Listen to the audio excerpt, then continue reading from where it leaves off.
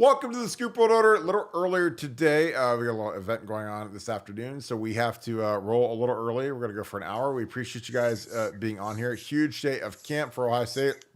A lot of drama around Aaron Dunston going to Michigan. David Sanders, is he in the fold? Wearing a lot of Ohio State gear. I think that's a good sign for the Buckeyes. We're going to break all that down. As always, if you guys enjoy this content, please leave us a like, click subscribe, also click that little alert bell. Again, the show is going crazy. It's going to be one of our best months we've ever had. Thank you to you guys for tuning in each and every night, liking the content, commenting on the content. That is all huge for our growth. And we appreciate you guys so very much for all of that. As always, again, we're grinding each and every day, bringing you the best content, full camp rundown. Everyone that was shining today, a lot of young kids got offers, got their dreams to come true. And there was some good offensive linemen, including ones that we've broken down a couple times on here that we're going to go through. But Nevada, the story is, David Sanders is a kid. He's little photo shoots and little stuff going on. He's wearing all Ohio State gear, which bodes well. I think that our biggest competition is Clemson with Matt Luke. Matt Luke is a guy, obviously was a head coach at Ole Miss for a little bit. He's got some charisma about him, but Clemson I think is going to be a little bit better this year. But I think that Ohio State, the culture right now at Ohio State is as good as we've ever seen in the program. There's a lot of great momentum, a lot of great senior leadership. I think that the staff has been incredible. I think Chip Kelly is a true difference maker. And I think that helps Justin Fry out tremendously with recruiting David Sanders Jr. But what are your thoughts on David Sanders Jr. and where Ohio State fits in with him and his recruitment right now? Well, I can tell you where Ohio State feels like they fit, and they feel like they fit right at the very top. The optimism is extremely high, probably the highest that it's been since, they've had this recruitment's been going on for a while. It's been a steady kind of increase in terms of optimism from Ohio State side. Sanders continuing to give buying signals all the way along.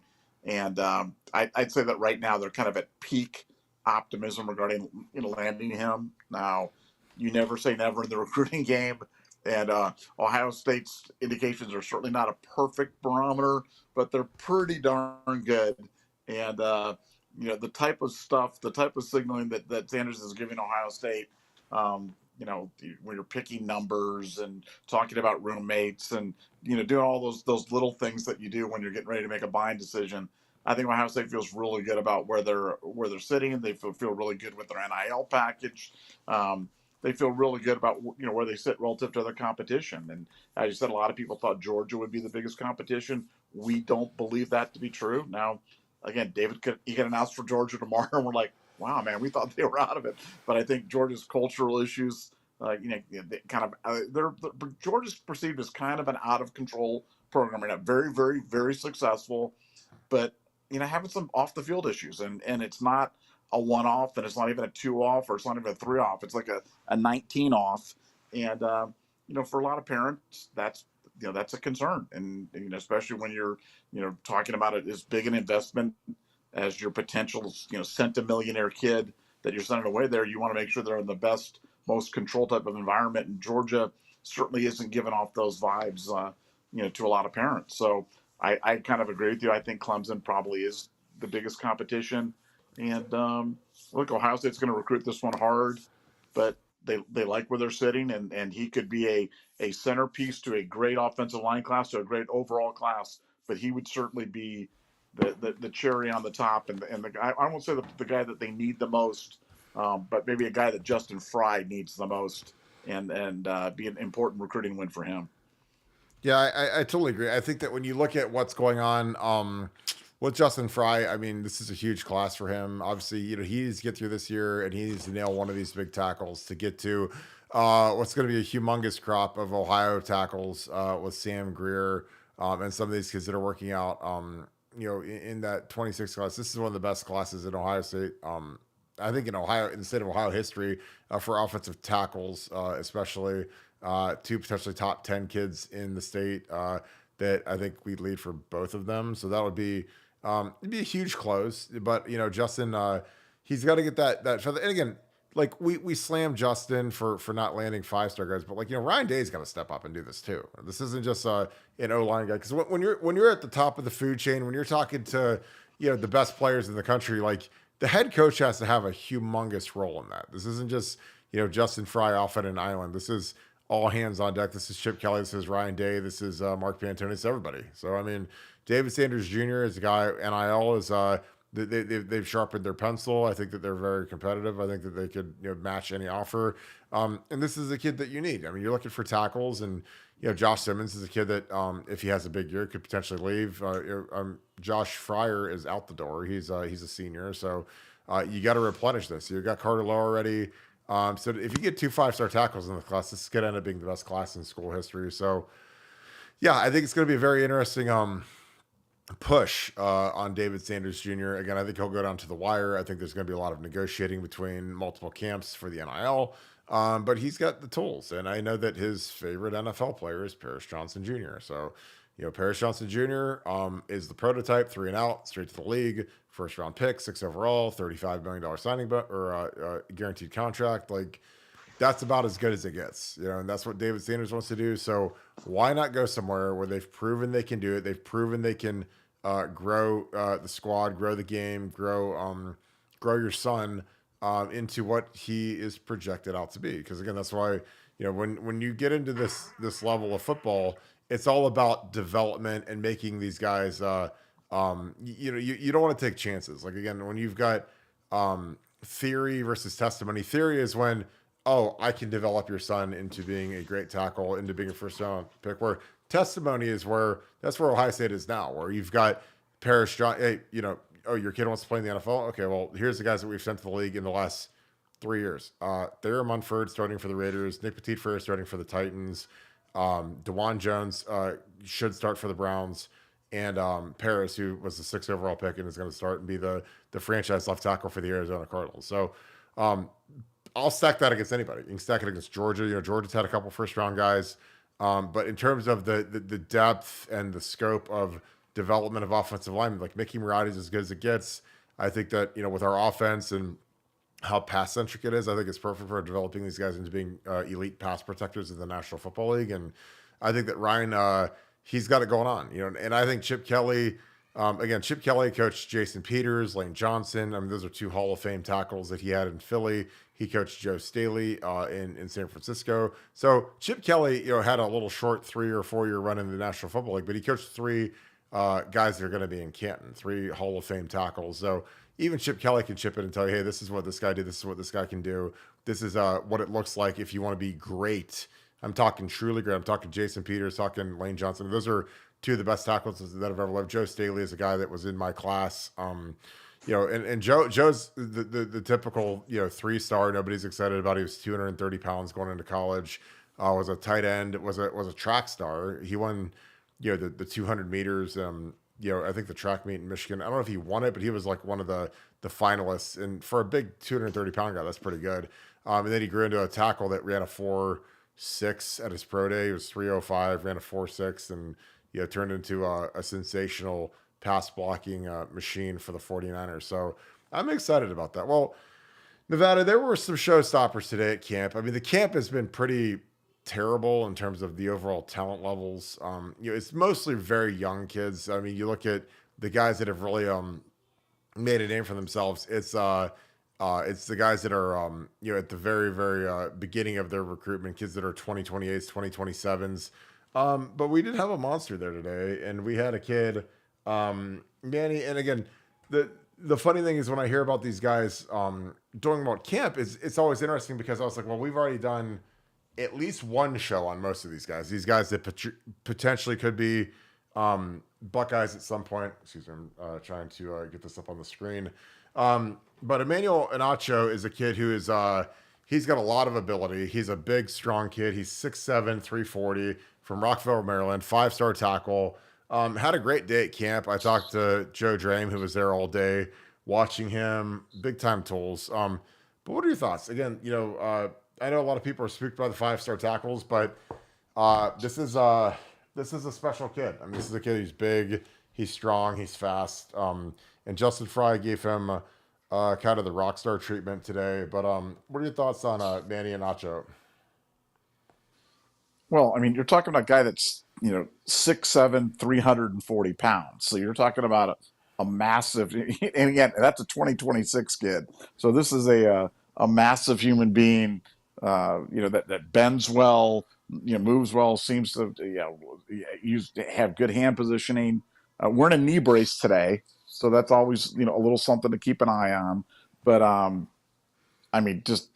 that's a massive human being. 6'7", three. You can't teach 6'7", 340 pounds with movement skills, and so he's a guy that's obviously going to be a top priority. And as you mentioned, the in-state class in Ohio might be the best in-state class of Ohio linemen. Some people think maybe ever, or certainly in a really, Yeah. really long time. So when you sprinkle in some out-of-state kids like this, that's pretty crazy. You know what I mean? Because I think for Ohio State, they've had success, recruiting in Maryland. They've had success kind of going all up and down the East Coast and down in the South. But when you can get those homegrown kids and then sprinkle in some of the best talent from Ohio State, 2026 could be a really interesting spot, because I think the 2025 offensive line class is going to be terrific. If you ladle in a great 2026 class on top of that, and as you said, it looks like we lead for a couple of big tackles. You're in a great spot here with Emanuel. Look, I think that's recruiting to me is never about one great class. It's about being able to string great classes together. That's how you become kind of dynastic, is when you're able to do that. And Ohio State's had a pretty good success of that in every area other than offensive line. Offensive line, they've been a little spotty, a little bit hit and miss. 2025, 2026 could be the foundation of the great class. And I think you might have seen a foundational piece today in a 6'7", 340-pound Emanuel Inacho or whatever. How do you pronounce his last name? Because it's spelled really weird. It's like Inacho. It's like but again, Inacho. Yeah, something like that. I don't know. I mean, I until like he commits here, nachos. until he commits here and he proves that he can play in college, like I don't really care. But he's a good guy to have on the board. His film's great. I mean, he plays against little kids. Like he plays against like a bunch of Mark Pantonis at defensive end, so he dominates and crushes them. But I just, again, he's got the tools that you want. He's big. He can move. Great feet. I mean, that's kind of the fun thing, is like, projecting how good this guy could be if he gets into Mickey's strength program, and he gets with a real team. Again, he's playing at a school that, when you look at the whole totality of it, it just isn't what you'd expect. It's I don't know. Like, I mean, you got to figure out how this kid can handle, really legit edge rushers, because he's not going to see that, in the district he plays in with the kids he plays in. I mean, when you look at the O-line, I mean, he's, obviously he's bigger than pretty much any high schooler ever, because he's 6'7", 340 or whatever. But, when you look at the rest of his teammates, I mean, they're like very slight, very small kids. So I don't know. It'll be exciting to see what he can do. Again, here's a good clip of him pulling and kicking a guy out. And again, this is something where, you don't, as great as it is that he destroys this kid. And this is always good to see a play that we run consistently, because we like to pull our tackle and do this little counter play, wrap play.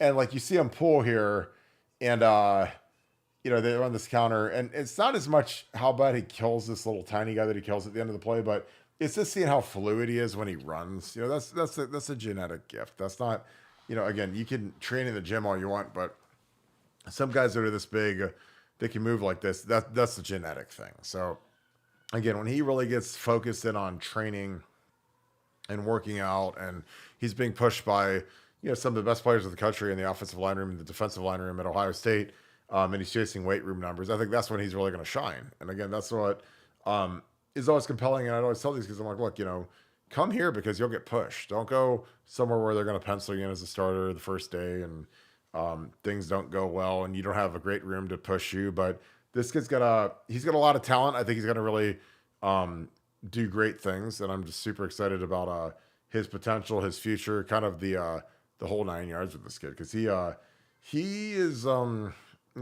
of those guys.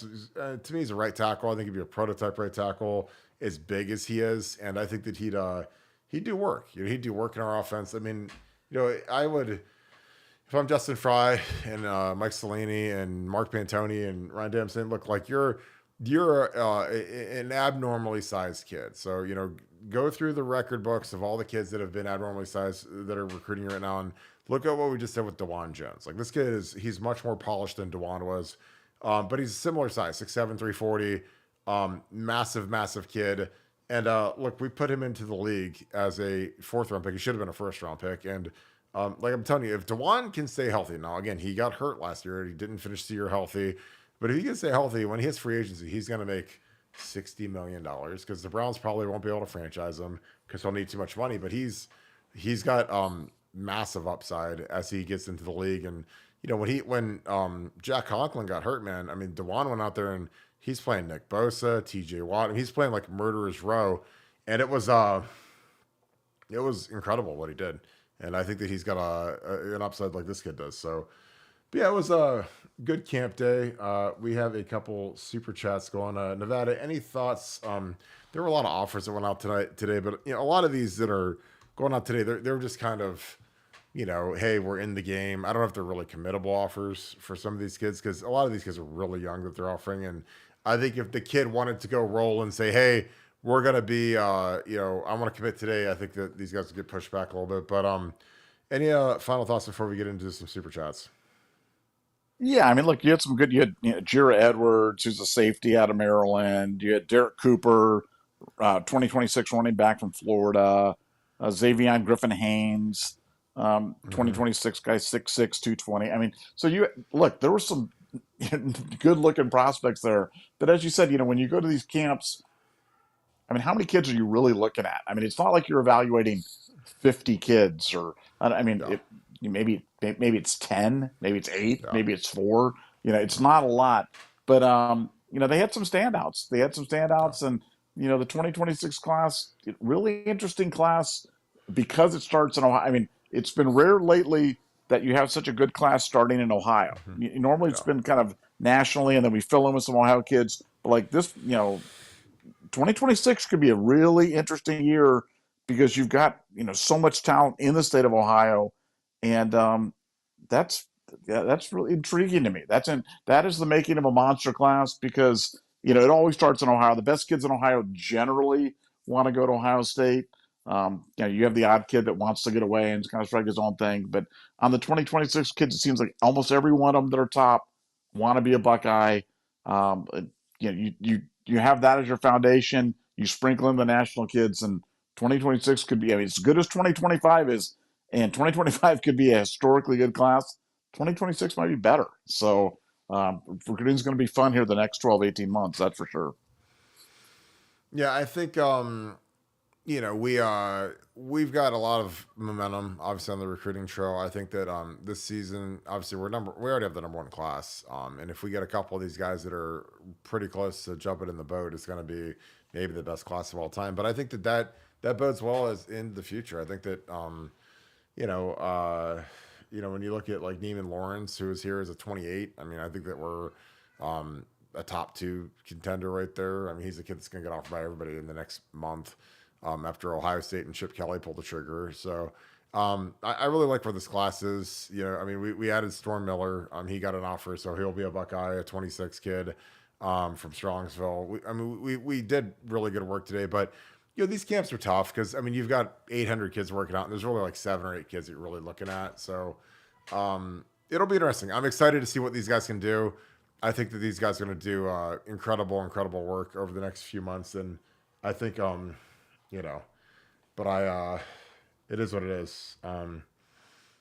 I just wish I just wish that it's this season could just fast forward and we could get here because I think once the season starts, and I think that when the massive amount of hype comes and the way the season is going to pan out, I think that kids are going to get really excited about becoming Buckeyes, and I think it's going to bode really well for the future of the program. Nevada, any final thoughts until we get into the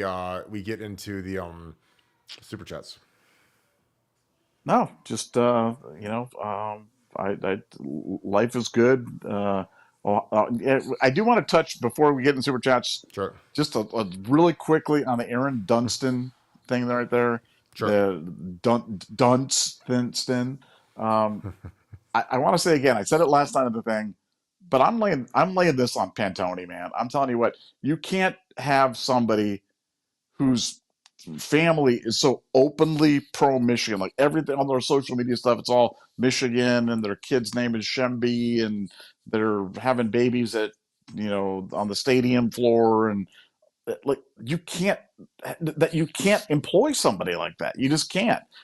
Her skill set couldn't have been so unique that you couldn't have found somebody that maybe liked Ohio State or something like that and didn't have like these Michigan people in their family to make the coffee and to make sure the Gatorade's cold. That is a huge error on I feel like Pantone's let these little mistakes happen since Meyer left. I don't think he's as good at his job as he was before. And I think this was a huge error. I think this is, and we've been as complimentary of Mark as anybody when he does well. But I think this was just a stupid mistake, and that's on him. He's got to be better than that. He's paid too much money to allow people like that to round. I know some of the reports that came out about Ryan Day cursing her out, not true. But was she escorted out? And are they doing a forensic dive on her stuff? Yeah, I'm sure they are. I'm sure they're trying to see what they have, but that you should never have a person like that on your staff. Inexcusable, dumb. Pantone gets an F minus for doing that, and that's embarrassing. And he's got to be better. Well, like I talked to you today. I was like, it'd be like if you ran the Department of Defense for, the United States, and you're sitting there and okay, hey, we got this candidate. Okay, looks like pretty good credentials coming up in the world, checks a lot of boxes, whatever. But his brother is also very active in Al Qaeda or Hamas or a Syrian terrorist organization. I'd be like, well, this guy seems okay, but his brother is in a terrorist organization. Like, I don't know if I'd pull the trigger on hiring a guy and bringing him into the fold. Because again, Aaron, like, I went through the stuff yesterday, and I'm like, her mom's like Twitter photo is at Chrysler Arena. Like she's like sitting there with, and again, like I'm not trying to come off the top rope, but I mean, this is like day one stuff. And again, I told you like Ryan, honestly, it really falls on Ryan. Like as much as like I hate Mark, like Mark's just a pawn in the game, but I gotta get smarter people. Like this is Aaron's mom, and this has been her Twitter photo for years where she's literally sitting in Michigan's arena with Aaron's dad. So I'm like, well, that kind of raises an eyebrow. Okay, so the parents are diehard Michigan fans because her sister played at Michigan. Her sister was a good basketball player at Michigan. So like, her sister like works. I mean, her sister, and again, I get the family dynamic. I get trying to take care of having Thanksgiving. Hey, if we're if I move to Ann Arbor and I get a raise, and we can all have Thanksgiving in Ann Arbor, it'd be amazing. Her fiance works at USC, Weston Zerchnell, whatever his name is. And so it's like, if Aaron would have moved out to the West Coast and worked at UCLA or Oregon or Oregon State or Arizona and been a 40-minute flight away from her fiance, totally understand it. God bless you. That's amazing. But she didn't. She took a $50,000 raise to go to the team that we hate more than anybody in the world. And again, when she was going through this process, I mean, when you're getting hired by a place like Michigan or Ohio State, again, I've been hired by Ohio State. I mean, you have to go through an interview process. You have to go through HR. You have to do a background check. You have to do a drug test. I mean, there's a lot of boxes you have to check before you finally get like a formal offer that you can sign. I mean, it takes at least a month, if not 6 weeks, 8 weeks. So she's been sitting in the Woody Hayes for months now, knowing that if Michigan came through with this offer, it would be over. Like she was going to leave. She's going to go join her sister.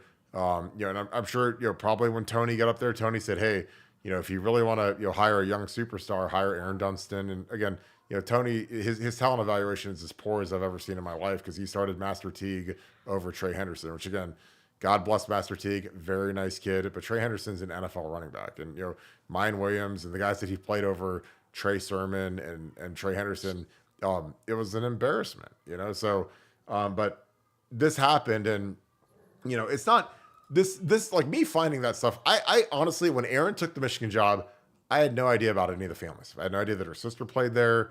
I had no idea that her family were diehard Michigan fans. I had no idea that in pregame last year they were taking selfies on the field and huggy pooing and kissing and family divided and but I mean, if you had a brain, like you'd think that like, hey, this is something that could really happen. Like if Michigan came offer her and they offered her a $5,000 raise, she potentially could stab you in the back. And again, like it's not hard. I mean, this is literally like, I mean, if you look at like her Twitter photos, it's literally she's on the sideline smiling, before the game, that where we lost, where we got smoked by Michigan again. She's smiling with someone wearing Michigan clothes, which again, that's fine. I know that we're all about big love and true love and love conquers all and everything's love and it's sweet. But like, like when we were good at beating Michigan, like it wasn't sweet with people, like with Michigan people before the game. Like that's just not how we rolled. Like, I mean, maybe after the game, if you want to catch a photo after we win, sure. But like, are you going to post this after they smoke us and ruin our season? I don't know. But again, that's maybe I'm just cut different. Maybe Kirk, you're just a big meanie. Maybe Kirk, maybe Kirk, you got 6 pairs of gold pants and you beat Michigan too many times. Maybe, you didn't, I mean, I could imagine losing 3 in a row, let alone 2 in a row. I mean, we lost 2 in a row and they took that photo. So again, and they posted it and it was all sweet because again, it's different, again, like until like we get that edge back, like Urban had with beating Michigan. I don't know, but I think Ryan's got it because when this all went down, the police came in, they escorted her out of the building. They're going to do a forensic audit of all of her electronic stuff. So if she's jacking stuff, because again, this has been in motion for a month at least, because that's how this works with big universities. You don't just show up. This isn't like you're working at Five Guys and making a cheeseburger. This is like legitimately like, there's a huge process that goes through this. And again, they had to approach her. She had to show interest. There had to be a formal interview process. Again, there had to be a background check. There had to be a drug test. There had to be a formal offer accepted. So this is 6 to 8 weeks where she's been plotting to leave. And she's been walking into the Woody Hayes, hosting recruits, wearing the Ohio State gear. And again, Tony Alford's the same way. Tony Alford probably at least a month, I think. I mean, because it's not like, they want to be real thorough. Because again, this is a big hire. I mean, Tony obviously, was making 800 grand. So it's a different tax bracket than her, where she's making probably, I'd say 175, 180-ish, maybe 200 tops. But again, I think that, if I'm running the show, and again, Ryan Day's biggest problem is he has a lot of people around him who aren't very smart. They're not very good at what they do. They're just average. They're just happy to wear the shirts. They're happy to wear the team issued polos and sit in the meetings, run out of the tunnel and take photos with recruits, but they're not very talented and they're definitely not smart. So again, it hurts him because he needs real advisors and real people around him that can say, hey, Ryan, I don't know if I do this. I mean, her whole family loves Michigan. Her sister works at Michigan. Her sister played at Michigan.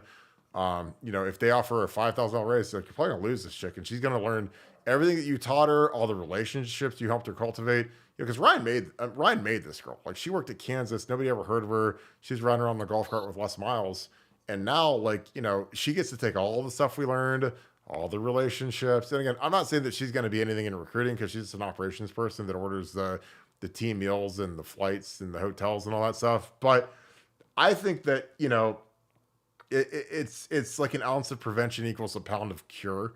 And if someone's got like a family tie to Michigan, like, I'm not hiring them.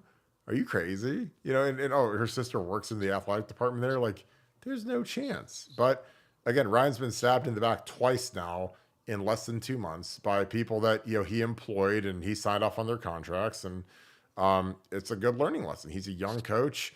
He doesn't have a lot of help around him. I think Chip Kelly's fantastic, but he needs some ancillary people that work in the departments to be a lot smarter and a lot sharper on this. And again, I'm not wrong. So any final thoughts about it? And we'll dig into some of these super chats.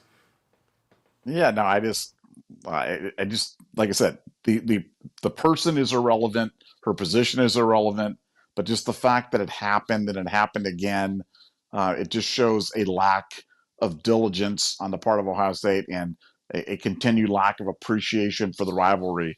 And don't want to make a mountain out of a molehill, but Brian's got to be better, Pantoni's got to be better, all those guys got to be better. And maybe this is the wake up call that they need, because again, it's irrelevant. She is irrelevant, but the fact that it happened isn't. So that's my final words on it for the day. Yeah, I totally agree. All right, we'll get into these super chats. Doing okay on time. Appreciate you guys as always. Blue Wolverine, thank you for the 3. Shiba Dog raising an arm to greet someone asking how's it going. Yeah, I love the emojis. I appreciate that. They're always kind of funny because I don't really know what they look like when I'm just reading them on the screen, but thank you for that, my friend. D. Sunny, thank you for the 5. OSU Crystal Ball has been placed for David Sanders. Also, Steve Whitfong said Ohio State is leading for Jackson Lloyd and McFadden. That's fantastic. I don't know where that crystal ball is. I'll look for it. But, you know, if I'm betting, I'm not betting a lot of money on David Sanders, but I don't know why you wouldn't. You know, if your favorite player is Paris Johnson and he's right in the middle of this recruitment and he says, hey, this place is great. He's going to turn you into an NFL player, an NFL tackle. Like, I don't know who Clemson's produced. Again, Clemson, you know, they had Jackson Carman go second round. He's been a disaster. He's probably going to get cut by the Bengals in training camp. But they've switched out like that whole crew. Like they got a new line coach. So he's got to go. You know, that new line coach, you know, who came from Ole Miss, he has to flip it all, and he has to go be, hey, this is what I used to sell when I was at, you know, the old place, and so he can't even really sell Clemson the way that, like, you know, Justin Fry can sell Ohio State. I mean, Justin's been here for a couple of years now, so he's put Paris Johnson in the league. He was in the green room with Paris Johnson. Again, that's a powerful photo. Like if I'm Justin Fry, my biggest photo in my entire room, in my recruiting room, is me standing with Paris Johnson in the green room, NFL draft, night 1, top 6 pick, standing there next to him. Cause like, that's powerful. That's exactly what these kids want to do. It's what they want to see. And I would say, look, you know, I did this with Paris. We worked together, we developed him. And here's the deal. Like, why don't you come be the next one? And we'll be in the green room in 3 years and you can go to the league. Cause I think that's a compelling pitch. And, you know, again, you know, Ohio State, you know, when you're at that top tier, Ohio State, Clemson, Georgia, Bama, like, you know, if you're a kid that didn't grow up in Ohio and you didn't grow up being an Orlando Pace fan, an Ohio State Buckeye fan, whatever, like, it's all about, you know, who's going to develop me? Where do I fit in from a culture standpoint? And, you know, how good can I be and can we win championships? And Ohio State checks every box better than any program in the country right now. So it doesn't surprise me if David Sanders has a crystal ball. And I think Jackson Lloyd, who, again, Jackson Lloyd was offered first by Chip Kelly. Chip Kelly was at UCLA, offered Jackson Lloyd young, along with Tim Drevno. Tim Drevno is also at Ohio State as a quality control coach. So, like, the two guys that were really in on Jackson Lloyd from the beginning when he was a young, you know, Bambi, you know, flopping around on the ice like a young, big, tall kid normally does, they literally were the first guys to go on him. So now they're here and they say, hey, you know, we've upgraded our situation, so let's upgrade your situation and offer you here, and you should come join the fold because we need tackles. So again, I know that I've said this before, I'll say it again. That first offer is so critical in recruiting. And if you're the guy, if you have the balls, and I mean, you need balls to offer a kid, especially that young, if you have the balls to do it, and then the kid actually pans out to be a really good player, then guess what? It's a grand slam home run for you and your program. And again, when you move to Ohio State, it's like, hey, we loved you before and we still love you, but we're at a way better situation where you're going to have way better everything, facilities, strength coach, trajectory to the NFL, the whole nine. I don't know why we wouldn't lead for this kid. Because again, I would tell these kids that are from California and South Florida and whatever, like, look, it's a 3 to 4 year commitment. And you know, in the next 3 to 4 years, you could literally change your life. You could change your family's life. You could change your kid's life. You could change everything, you know? But that's the thing where it's like, dude, you got to understand, like, it's a sacrifice. Like, you don't get to go home every weekend if you go to UCLA and SC, but they're not putting guys in the league the way we are. And this is where you want to be at. And I think Chip Kelly's going to be here for 3 to 4 years minimum. Tim Drevno, I think, likes that he's making, you know, a couple $100,000 a year to be a QC. Justin Fry's doing good work. You know, those guys are all aligned with their philosophies, and I think it's going to be really good stuff. Nevada D. Sunny says, again, thank you for the 5, D. Sunny. OSU Crystal Ball has been placed for David Sanders. Also, Whitfong said Ohio State is leaning for Jackson, Lloyd, and McFadden. Your thoughts? Yeah, I mean, I think Ohio State feels like they do lead for, you know, for Lloyd and for McFadden. In fact, I wouldn't be surprised to see McFadden commit sooner than later. The crystal ball, I don't know. Was that Andrew Smith from Rivals that put in the crystal ball? It wasn't what, I don't know who did it, but I mean, I couldn't find it. So it could have been Andrew Smith, who's everyone's favorite troll. But just so you guys know, Andrew Smith from Rivals. When you say Andrew Smith Rivals, that's a fake account. Like Andrew, There's no Andrew Smith He doesn't work for rivals. It'd be like, me putting down Joe Schmo from the New York Times or something like that. Yeah. He doesn't work for rivals. So if you see anything from that, don't get lured in there because it's not a real account. But yeah, I do Yeah. think we're getting Sanders. I think we're going to sweep all three of those guys. Yeah. I totally agree. Totally agree. I think we're gonna have a very strong class. And again, I think that when you've got you have a contingency plan. So, if Justin Fry blows up, they have a great year and he gets offered a head coaching job, and goes, you got Drevno. I mean, Tim Drevno will step in and be the O-line coach like tomorrow. But you've got a great little bullpen going there, and I think it's really exciting to see what Ryan Day is developing. John Phillips, thank you for the 5. Kirk, I need you to make some noise around the Woody to hire Monica Johnson to upgrade us from where Aaron Dunston left. Well, I thought about that, but I mean, I'm just going to be real. Like, I don't think they can afford Monica at this point. Monica lives here. I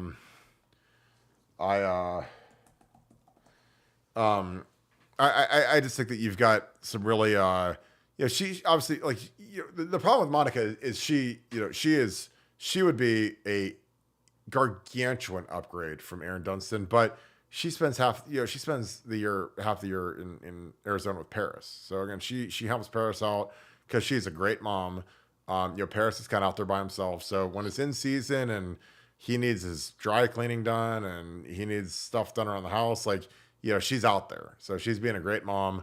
So I don't think that the schedule would work out for her because if you're in Aaron Dunston's role, you're in the Woody Hayes every day, 70 hours a week, especially in season with recruiting. So I don't think that it mixes because I think that Monica's number one priority in life, and it has been for 20 years now, has been Paris Johnson Jr. So she goes to every road game, every home game. So I don't think she'd be much. I think if it was up to me, if you said, Kirk, you are the new athletic director at Ohio State, well, for one, we would just dominate everything because we wouldn't be playing around anymore. And we'd actually have like really, really sharp people at the top, which we don't have, especially in our athletic department. We have some of the dumbest human beings in the world running our athletic department. Not Ross Bjork. Ross Bjork is a huge upgrade, but I would clean house. And I'd give Monica, I'd say, Monica, I'm going to give you $50,000 a year on a retainer to come in for these recruiting weekends. We'll fly in, hang out with the moms, talk about Paris. And I mean, that alone would be the best spend that we've ever done at Ohio State because she's the smartest mother I've ever met in terms of really knowing the game. Because like a lot of these moms and a lot of these parents, they come into the game, they get snowed over, they don't really know what's going on, they don't really, they don't understand recruiting. Monica, like she knows it like she invented it. I mean, she because again, she worked when she was a young person. She was working at Miami of Ohio. She worked in the athletic department. She worked in academics. She saw the good, the bad, and the ugly of how college football is and how it's run. So like when she went through recruiting with Paris, I mean, they visited 30 schools and she wanted this huge presentation all over the place. And I'm just telling you, man, like, she did not play around. And when Ed Warner blew off her presentation, she literally left. She said, all right, you're not recruiting my kid anymore. So, Jim Harbaugh tried to fix it. And she's like, no, like, I mean, I asked for this presentation. They didn't do it. They didn't believe in me. So, and again, like when she laid out that presentation, I was like, I mean, it was just incredible. It wasn't just like, hey, my kid is this and how good can you make my kid and blah, blah, blah, blah, blah. It was like, no, like my kid is 6'7". He weighs 285. Who have you recruited that was his size? How did you develop them? What was their meal plan? What was their training routine? How many times a day do they drink protein shakes? I mean, it was like this ridiculous, but I mean, it was on point. I mean, it was some S tier high level stuff. And again, I was like, man, Monica, like I honestly was like, thank God I'm not the GA that had to build that thing. Cause that's like a 30-hour project for a kid that unless you work at Ohio State, you're probably not going to get. But Ohio State took it seriously. Greg Studwara took it seriously, presented it, every little facet she wanted. And that was enough to win Paris's commitment. And again, that's a game changer. You get a first round left tackle who not only was he a great player here and an All-American and he graduated 3 years, but like he's a kid that you can hold up his placard where he's an All-American, his Buckeye tree, and say, hey, this is the guy. When you're talking about these 5-star tackles, this is the guy that we made. This is the guy that we built. And we want you to be the next one. Because again, like for a while there, we didn't have like after before Taylor Decker, we didn't have a first round tackle since Orlando Pace. So I mean, that recency thing. I mean, most of the kids that are in camp now that are 18 years old, like I mean, do the math. Like Orlando was almost done with his NFL career he was done in the league in 2009. So most of these kids were 2-3 years old when Pace was at the end of his career with the Chicago Bears. So I mean, they don't even really know who Orlando Pace is, unless they're just historians, which a lot of these kids aren't. So Paris is kind of the new en vogue guy that they like to study and like to be like because he was a 3-and-out kid, graduated in 3 years, All American. Should have if we didn't have the worst sports information director in the United States, like he would have won the Lombardi, the Outland. I mean, he didn't even win the Big Ten Offensive Lineman of the Year. They gave that to the kid from Northwestern who went they were like 1-11, and that guy beat out Paris Johnson, who was on the best offense in the country. Because we don't promote kids. Like we didn't promote Paris at all. We didn't promote CJ. I mean, CJ Stroud didn't win anything. I mean, I'm not gonna go down that road, but it's like, I mean, if Marvin would have lost that to last year to the kid from LSU, like he won by 1 vote, and he was the best receiver in college for 2 straight years, and he still almost lost because again, our promotional department is as bad as there is in college football, and again, that's just because they're not very smart. I think they're lazy, and they're just not great at running campaigns. They're nothing like Steve Snap. Steve Snap was a genius, and it's just fallen off a cliff over the last few years. Andre Duke, appreciate you, brother. Thank you for the 5. What's up, Kirk? And thanks for your time today on the interview. Yeah, Andre Duke is going to load up. We did a nice little live stream today. I'm not sure if it's up yet. Andre, you can text me, let me know if it's up. I'll promote it. But we were for about an hour. It was on the Andre Duke show. He interviewed me. We talked Ohio State football, talked NFL. So check that out. Again, you could probably YouTube search Andre Duke and find it. But appreciate you, brother, as always. Thank you for always being on here, and thank you for being an Ultra member as well. And you and Carter Smith did a fantastic job today, so I appreciate you, brother. Jim Jackson, thank you for the 5. My Seminole. If you had to place a bet on who's our biggest boom coming, I say David Sanders Jr. Also, it's my wife's birthday. Can you please give her a shout out? Of course. In Nevada OH. I owe Mrs. Jackson, which is like an Outcast song. I'm sorry, Miss Jackson. I am very excited that it's your birthday. I hope that you had a great day. I hope that you guys have a nice dinner. You get DoorDash. I hope that you watch the Florida Panthers beat the Oilers. But I just again, I appreciate you every night, Jim. You have a great husband who is a great person, and looking forward to hopefully seeing you at the next meetup. The next meetup is going to be at Twin Peaks in Polaris. It is going to be the day of the Conor McGregor fight, which, let me look that up real quick. It's like June, it's either 28th or 29th. So you guys can kind of put this on your calendars because, again, I'm going to start promoting it like crazy because I met with the owners today. They're very excited about it. Obviously, we're going to still do Buffalo Wild Wings, but we've got 2 major partners now. So we're going to alternate where we go, which I think is going to be fantastic. You guys can experience some new places. So June 29th, which is the day of the Conor McGregor Michael Chandler fight, which likely in me and Nevadabuck's opinion is not going to go off. But we're going to go, we'll go at 11 a.m. And we're going to go from 11 to 1:30. So you guys can come in, we'll kick it. We'll shoot the bull. We'll be excited to see everybody. It'll be a blast. And I'm just really excited to see all you guys as always. And you guys can maybe meet some new people and get to know some of the people in chat in person. So again, it'll be June 29th, Twin Peaks, Polaris, right on Polaris Parkway. Nice and easy to find for all you people that are out of town and Columbus folks.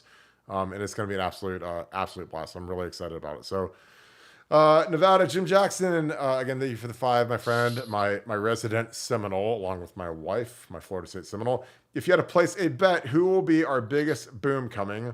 Also, it's my wife's birthday. Can you give her a shout out? Nevada, your thoughts? Yeah, I mean, it's hard not to think it's going to be David Sanders. I mean, David Sanders is that's a big one. I mean, that's a big one for Ohio State. That's a big one for Justin Fry. Potential number 1 player in the class, the biggest. So yeah, I hate to go along with you, but I'm going to go with that. And Jim Jackson, I have such a positive association with the name Jim Jackson because of the great Jimmy Jackson at Ohio State, number 22. was my favorite player, my favorite college basketball player playing for Ohio State when I was growing up, part of some of those memorable games. So I have to admit that whenever I see your name come up on the chat and I see Jim Jackson, um, I'm thinking of Jimmy Jackson. And I actually had the opportunity. I actually got to meet him later on in life, and what a great Buckeye and great representative. And I'm sure just like you're a great representative down there holding it down in Florida is the Seminole. And we're excited to have Florida State as part of the Big Ten here shortly. The expansion stuff is cooking, getting ready to go, and pretty soon we're going to have some new members. And I think Florida State's probably going to be the first one jumping into the fold. Totally agree. ZZM, how are you? About a week out from your birthday. You're a week into your older age, so I hope you're having a good week. Again, thank you for the 5. Thank you for an ultra member, my friend.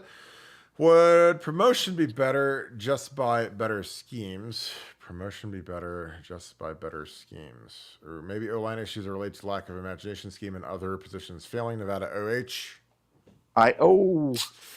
I don't know if promotion is the word that might have been auto-corrected, so I'm trying to figure out.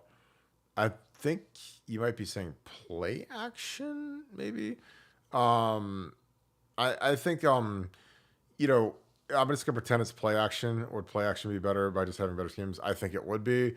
O-line issues a lot of times are, you're kind of at the mercy of people around you. Again, if you have a quarterback that holds the ball too long, the O-line could get, dinged by giving up sacks that they really shouldn't be credited with giving up. I think that, from the running, the running game is just it's so scheme dependent. It's so critical to have a really good scheme. Again, it wasn't an accident that the Denver Broncos, when they had Alex Gibbs, God rest his soul, a great Ohio State Buckeye. Alex Gibbs, with the way he ran his offensive line, with they ran tight zone and wide zone. Those are the only 2 plays they ran, and they led the NFL in rushing, like it was like 10 out of 12 years or something insane. But that was the scheme. So when people say, well, scheme doesn't matter, and you got to have nothing but 5-star linemen, I'm like, you're a total moron, because you see teams like Navy. Navy ran for 400 yards against us, or 300, whatever it was, against in 14. I'm going to look up the number, but it was like they ran for 8 million yards against us, against a national championship defense. And it just people say, well, scheme doesn't matter. I'm like, well, Navy, who doesn't have a single player on their roster that we would ever consider offering or looking at or whatever, they ran for 370 yards against us. And now, again, I know they're a triple option team, but that's their scheme. So again, I'm not saying you got to be triple option all the time, but their scheme with a bunch of 250-pound D linemen ran for 370 yards. They averaged 5.9 yards a carry, which is insane because of their scheme. So again, I'm not saying we need to be a triple option team. But I think running the quarterback and having an option component to our offense is a huge add to what we do, to just for a deception standpoint, just for growing what you're doing. I don't know. Like I said, I think that Chip Kelly is a difference maker. I think Chip Kelly is going to change the world for us this year on offense in terms of our running game. And I've seen it. When you see certain guys Kyle Shanahan at San Francisco, he is a Alex Gibbs guy. Mike Shanahan was the head coach for the Denver Broncos when they won their 2 Super Bowls. Alex Gibbs was his line coach. Kyle Shanahan is obviously a protege of Mike Shanahan when they were with the Redskins.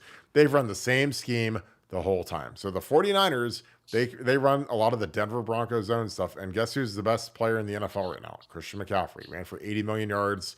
They get him out in space. So the scheme can unlock a lot of potential, and it can also cover up a lot of warts. If you have guys that aren't maybe the greatest players in the world, the greatest pass blockers in the world, your scheme can really cover it up. Because again, you go look at Denver, and you go look at their linemen across the board. They didn't have 5 first-round picks on their O-line, and that's why they dominated. They might have had their left tackle be a first-rounder, but they had a lot of guys that were undrafted, 7th-rounders, gritty 6th-round guys that they taught the scheme to. Guys that were lighter, guys that could run, guys that could cut guys on the backside, get guys on the ground. And they dominated. They dominated, really, really stout fronts. Like, I mean, they beat, the Packers, and I'm not trying to make it a sore subject, Nevada, but when the Packers had Gilbert Brown and Santana Dotson and Reggie White and Sean, I mean, they had like Hall of Famers and a really, really tough defense. Like, Denver was able to, their running game gave, guys like that trouble. So again, I think scheme is just it's so critical in football. It's not just scheme, because here's the thing. It's not just Chip Kelly or Alex Gibbs or any other, or Kyle Shannon putting it on the grease board and handing out the little play sheet. And, hey, this is what we're going to run. It's the team believing in it and believing in what they're going to do. Like, if I'm Chip Kelly and I got these linemen, I'm like, hey, this is what we're going to do.